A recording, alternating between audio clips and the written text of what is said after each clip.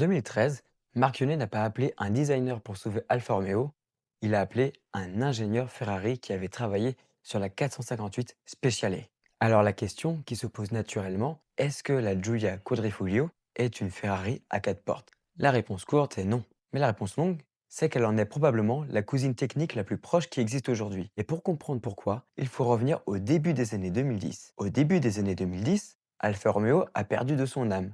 La 159 arrive en fin de vie, elle est lourde, en traction ou intégrale, et pas vraiment une Alfa Romeo au sens historique du terme. Sergio Marchionnet décide de tout reprendre à zéro. Son objectif, refaire une vraie voiture de pilote, et pour ça, il contacte Philippe Krief. Krief, c'est pas un ingénieur ordinaire, c'est un spécialiste du comportement dynamique, celui qui règle la façon dont une voiture vous parle à travers le volant. Avant Alfa Romeo, il passe plus de 20 ans dans l'univers de l'automobile.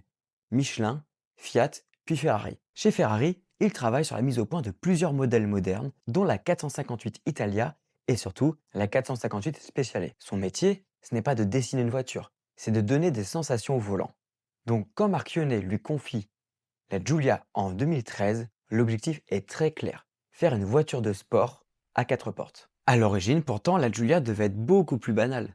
Une simple évolution de la plateforme de la Giulietta, une traction basée sur une plateforme Fiat, mais ce projet est abandonné. On repart d'une feuille blanche avec une architecture propulsion entièrement nouvelle, la plateforme Giorgio.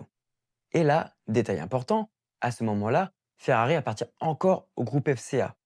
La séparation n'arrivera qu'en 2016.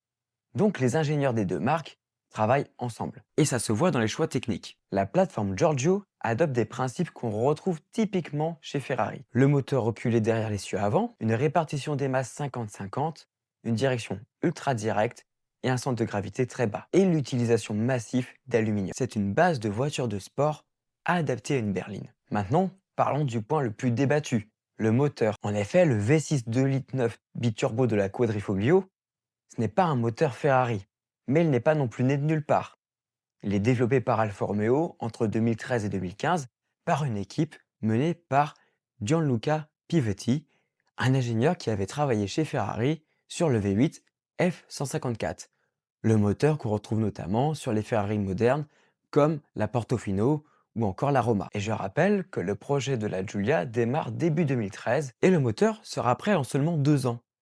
Donc, techniquement, le V6 Alfa Romeo n'est pas un V8 Ferrari auquel on aurait retiré 2 cylindres. Mais pour gagner du temps et capitaliser sur l'expérience existante, l'équipe reprend les bases du V8 F154. C'est une base technique commune entièrement adaptée pour Alfa Romeo. Il est fabriqué à Termoli, pas à Maranello. Donc non, ce n'est pas un moteur Ferrari modifié, ce n'est pas aussi simple, mais il est clairement né de la même école d'ingénierie. Alors quand on assemble tout ça, une plateforme pensée par un ingénieur Ferrari, un moteur développé par un ex-ingénieur Ferrari, un développement mené à l'époque où Ferrari était encore dans le groupe FCA, la Giulia Quadrifoglio est une voiture de sport déguisée en voiture familiale. Et ce qui est incroyable, c'est que vous pouvez prendre la moins puissante des Giulia, par exemple le moteur diesel 150 chevaux, vous gardez quand même la même plateforme, la même transmission, la même boîte de vitesse que la Giulia Quadrifoglio. Alors non, la Giulia Quadrifoglio n'est pas une Ferrari, mais elle possède une philosophie Ferrari. C'est probablement la dernière berline moderne